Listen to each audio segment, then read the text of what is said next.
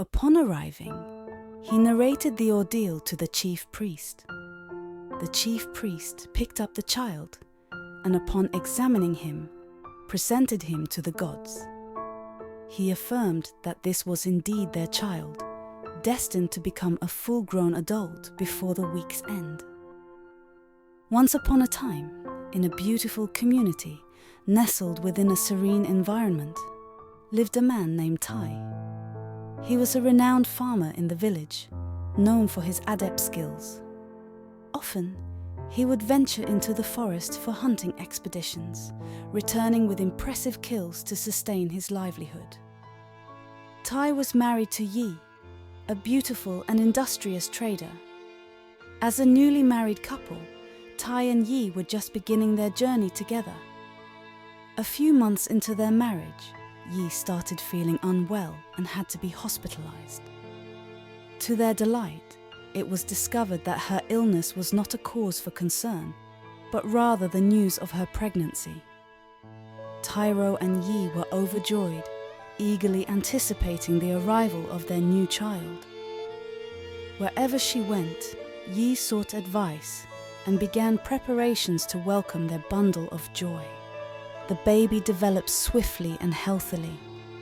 In the 9th month, Yi gave birth to their new baby boy, filling their hearts with boundless joy.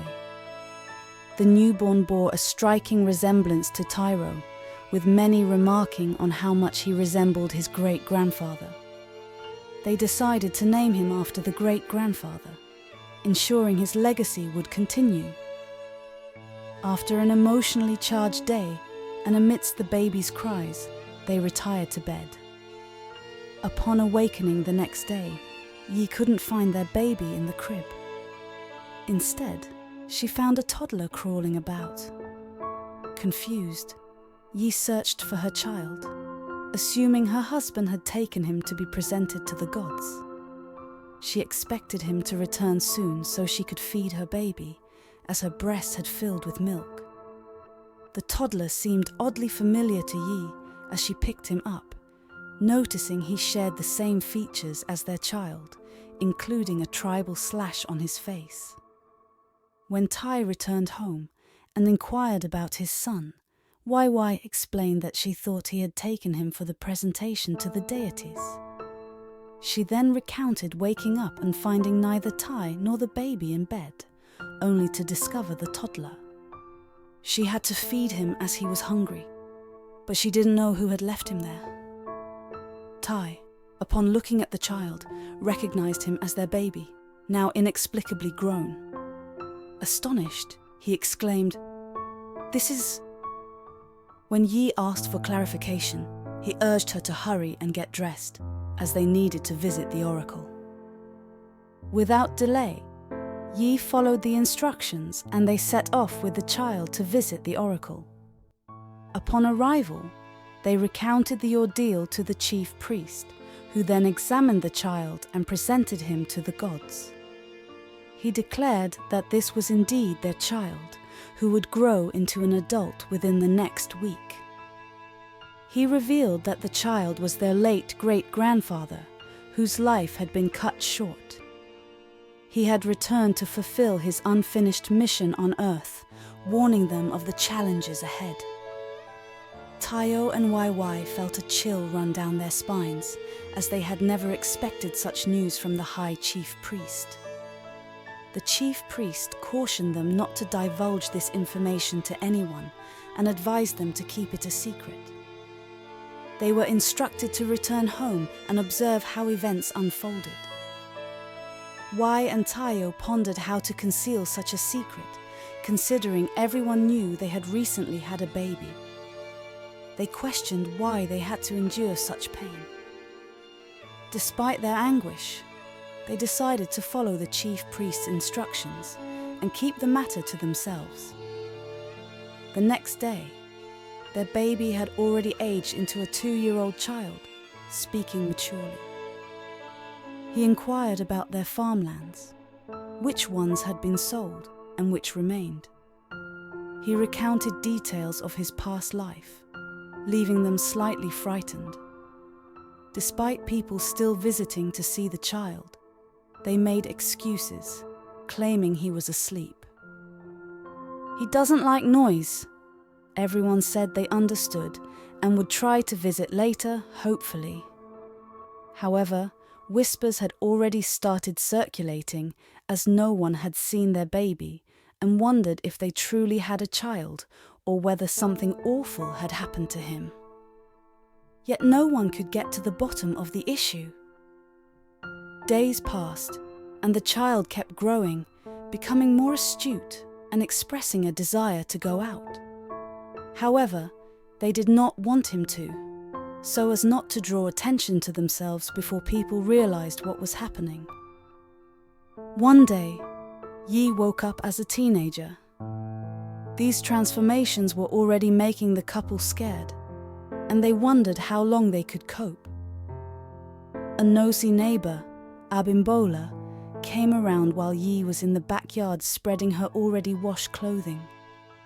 She inquired about the baby, following Yi into her home, stating she hadn't heard the cry of a baby after the day he was born and asking if the child was okay.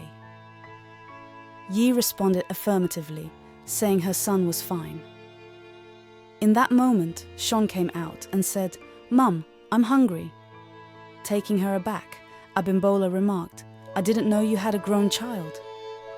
Yi quickly said it was her nephew, but Abimbola, unsatisfied with her response, pressed further, suggesting that Yi might not be telling the whole truth.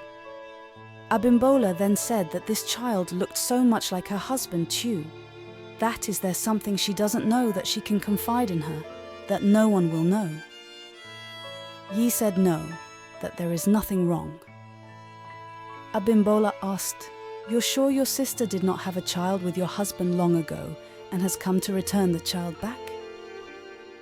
Yi, irritated, told her neighbor that she was busy and needed to return to her chores, promptly closing the door behind her.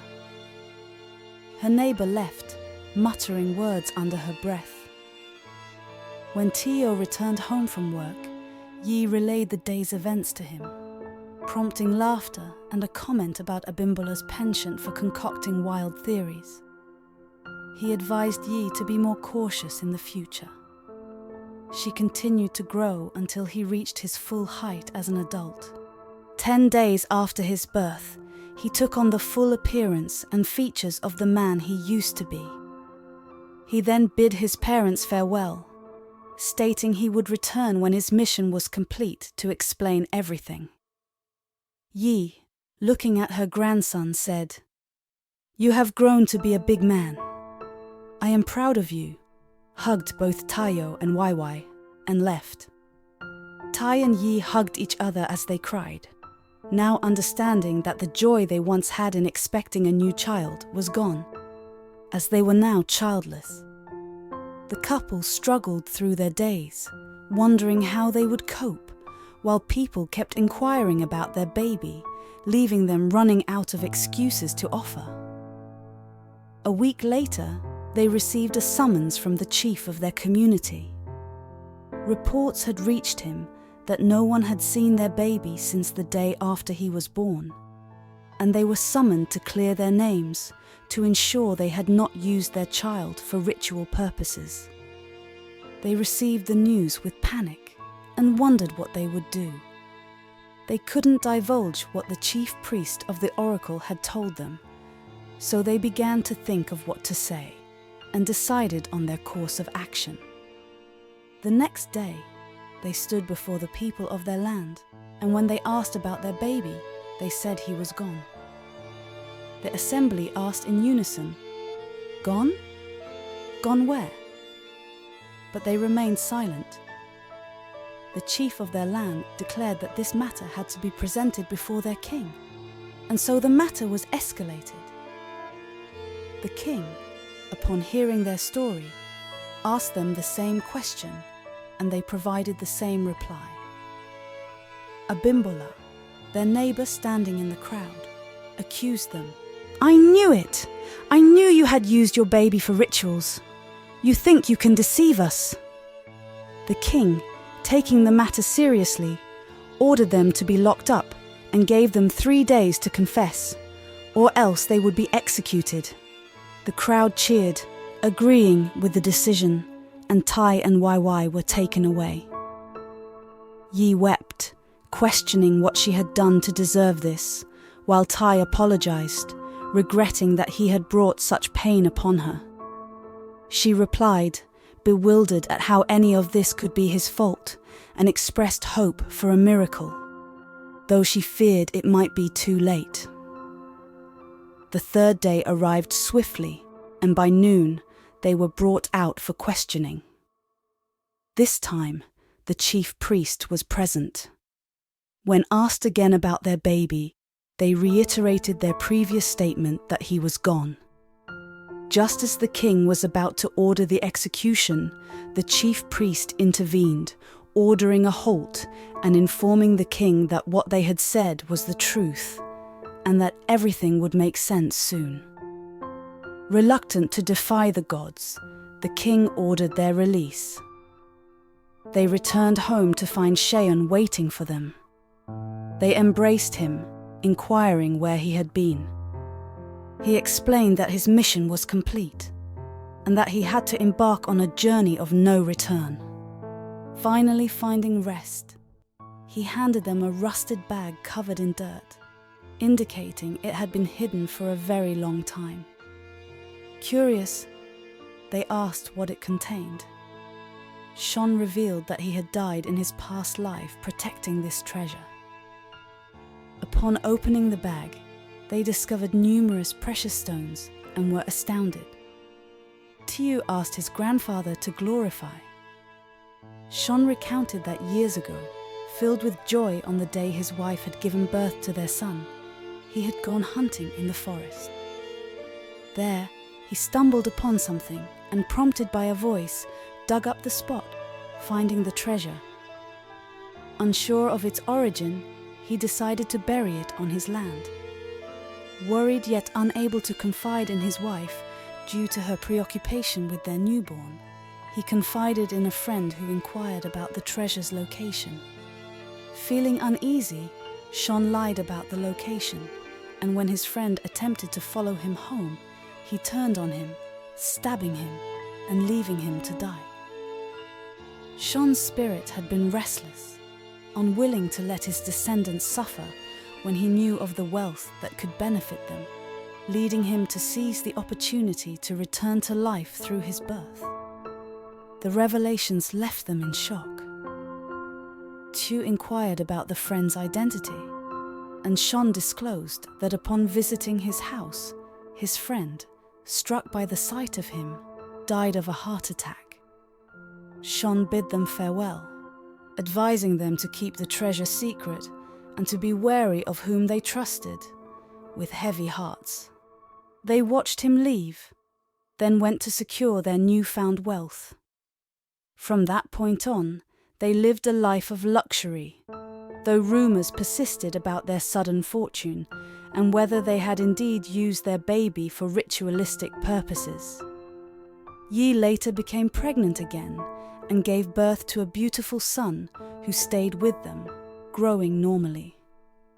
They lived happily, though the mystery of what happened to their first child remained unresolved among the villagers. The lessons to be learned from these stories are profound. Not every piece of good news should be shared with everyone, as not all rejoice in your success. Silence can save you from many troubles. Additionally, it teaches the importance of cautious trust, reminding us that not everyone has our best interests at heart. Thank you so much for watching till the end. Please click on the subscribe button to support us. Turn on post notifications to get notified when I upload a new story. Like, share, and comment your thoughts. Till then, bye.